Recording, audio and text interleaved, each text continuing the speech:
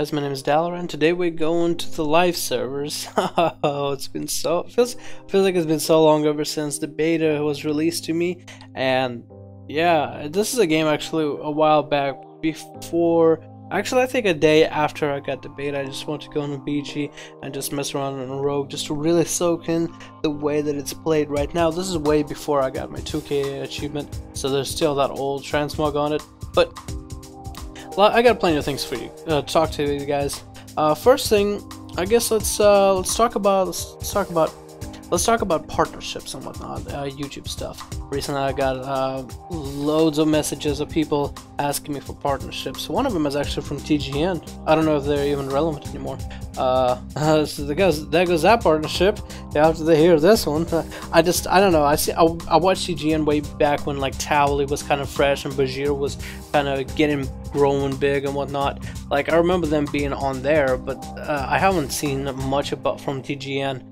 Except maybe them covering some games or something before, but it's not like YouTube used to just recommend me all of their videos, and now it just doesn't. So I don't really take my time to go follow that. And I never did. If there's like a YouTube channel that I enjoy, sure, but if there's like something that YouTube just shows me, like I don't know, maybe like news or events, world events, or video game events, whatnot, I kind of just, for the most part, if I'm not subscribed to it directly, if I'm not subscribed to somebody directly, I kind of just watch whatever YouTube just offers me, because usually it usually gets it right. Usually I find the stuff entertaining.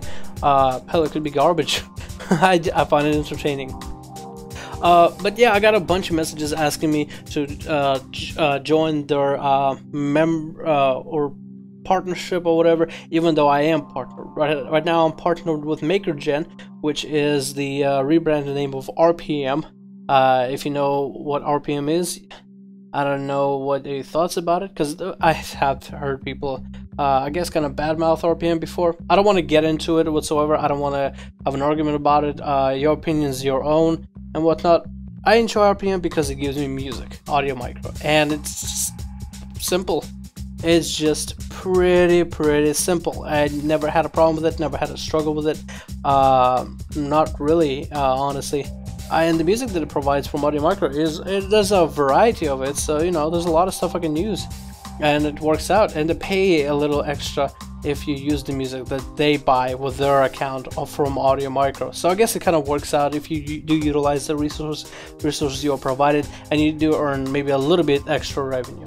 I definitely don't earn enough revenue to make this a daytime job or anything, so the reason I don't go and like look for maybe like Curse or TGN or try to get in with those guys is because I don't really think of YouTube as something serious. Not yet. Maybe once it's like, if it starts paying some bills, maybe then I'll you know, be extra serious about it and really extra try with everything that I do. But until then, it's just a casual hobby, you can say. Kind of, and speaking about casual, that's kind of how I got my 2K rating playing Combat Rogue. A rogue on Illidan named Sneaks Around, a fellow Combat Rogue. He talked to me about it, and he watched a video where I kind of complained, or I guess, yeah, I kind of voiced my complaints about getting 2K and how I didn't think it was really possible and worrying just too much about my rating. He kind of quelled all those fears and worries by telling me it's a game, take it casually, take it all one game at a time. That's how most of the 2K players got their achievement or whatever.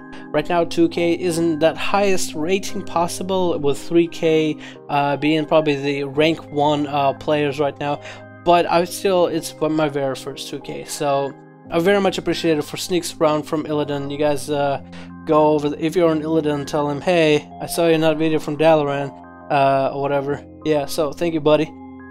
Very much appreciated.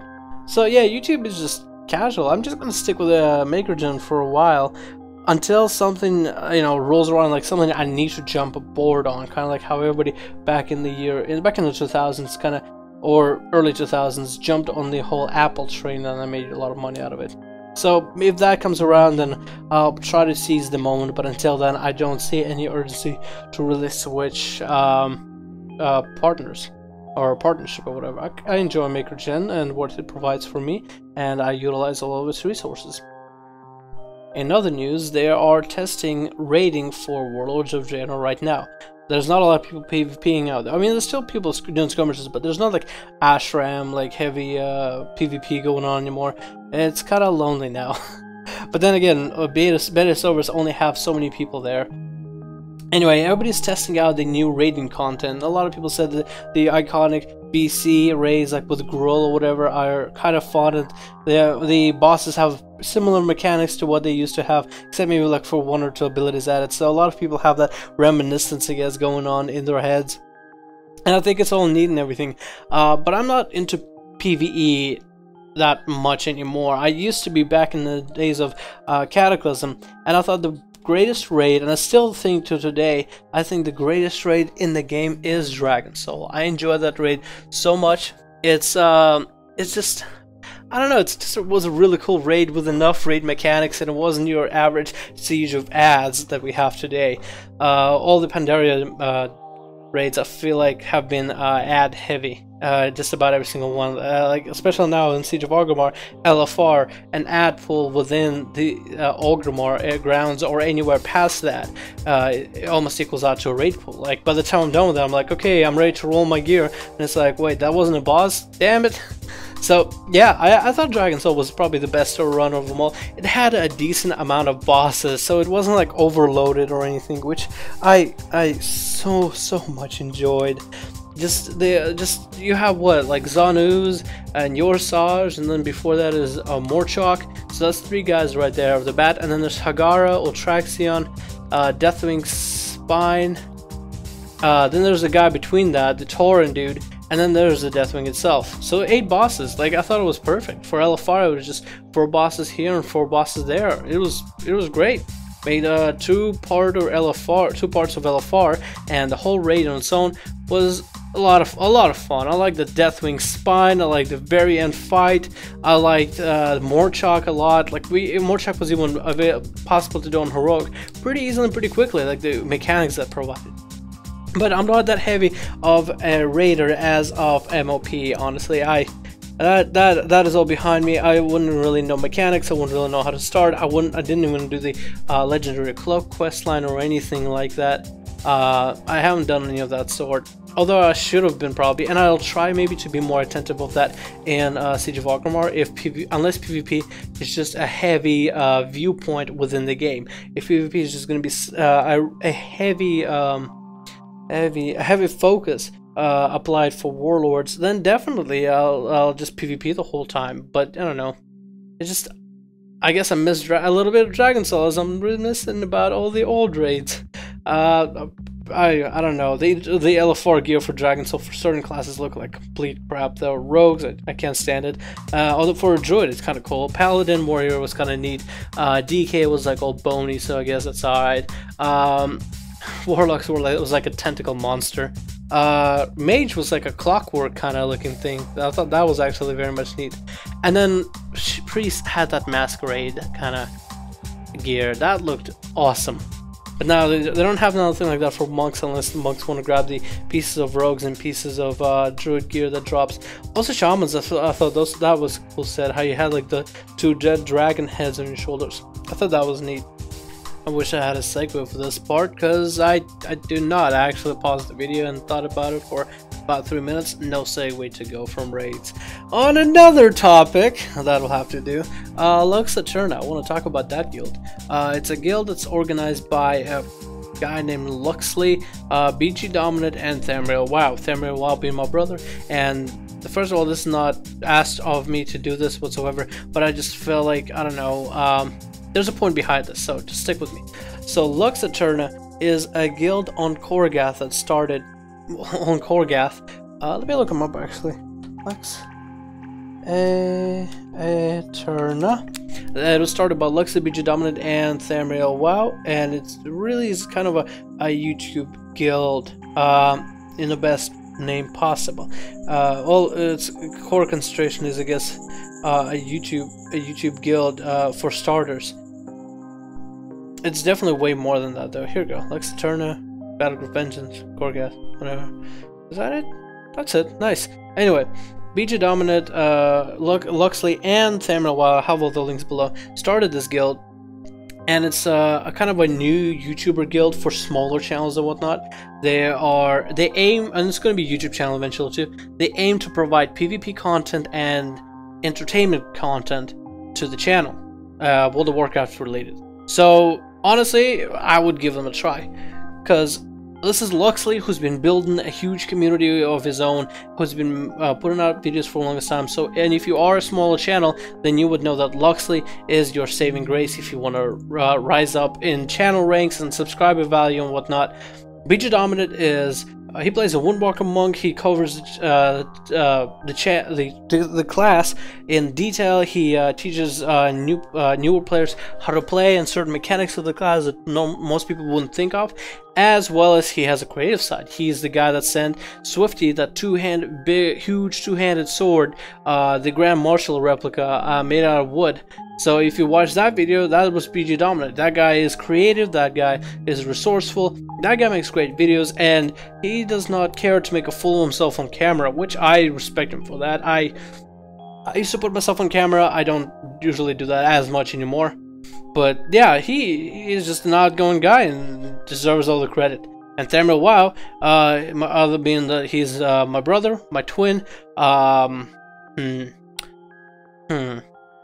Anyway, I'm joking. Nah, he makes some PvP content. He's covering Warlords of Draenor. He plays a prod paladin. He doesn't play it in a serious fashion anymore. He does let's plays on WoW and other MMOs or RPG games. He's just kind of all over the place. Maybe once Warlords of Aeterna comes out, he'll be more WoW oriented, but he is one of the, I guess, founders of the guild as well, and one of the promoters of it. So I guess I'm here to do my part, even though I technically wasn't never invited to Lux Aeterna. I like the idea a lot. I like it, and it's a new guild on Korgath. It recruits just about everybody. But if you do have a YouTube channel and you do look for, and you're trying to find people to collaborate with, whether you are on Korgath or you might even want to leave your server that you have nothing or no special connections with, that is Lux Aeterna would be a great place to go to start with. Korgath may not be the biggest server, but that means there's potential to it, being lacking in the amount of players that it has compared to, let's say, Darkspear or whatever. Korgath would be the little brother server of Darkspear, kind of like Wormus Accord would be a little brother server of Moonguard. If Moonguard has all the trash RP, Wormus Accord will be less of it, and same amount of people. Korgath is PvP related like Darkspear, just less people and no multi-boxer and no whatever Darkspear has that is negative that you can think of. Nothing comes to my mind right now other than my videos. Anyway, yeah, you guys, if you are into YouTube videos or YouTube making, or you want to start it, Korgath and Lux Aeterna would be a great place to start with. It is started by 3 people who are taking YouTube seriously, who are promoting one another's channels seriously, who made a guild where people can promote their own content and share their content and play with other content creators and create content with other content creators in a guild. So you have the community that is bonded by a video game, by having fun, by entertainment, by social value, and maybe some of it by skill if you are really high rated into PvP. Even I have a shaman in Korgath. I don't know if the channel really starts making YouTube videos, I can maybe make some elemental shaman, enhancement shaman, maybe even restoration shaman guides, like the very basics that I can understand. Maybe I could make a combat rogue, assassination rogue, subtlety rogue guide for the channel. That might happen. Maybe we'll have to see how the channel goes. I definitely want to support it, even though I'm not directly in it within my main character Dalaran. I do have a shaman on there, and I do want to give him all the support that I can provide. Even though technically wasn't invited, I still do like the cause, and I do,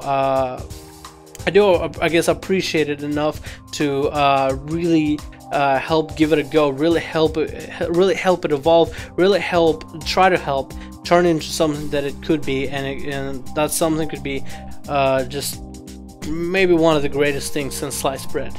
We don't know. We'll all have to see. But thank you guys for watching this video. This has been Dalaran bringing you Combat Rogue BG commentaries on Battle of Gilneas, 2 maps. Talking about Lux Aeterna, partnerships, and all the other BS that you guys are here listening to me. Thank you so much. All of you are so much appreciated for listening to me babble. I hope you guys are having a great day, and I'll see you guys in the next video.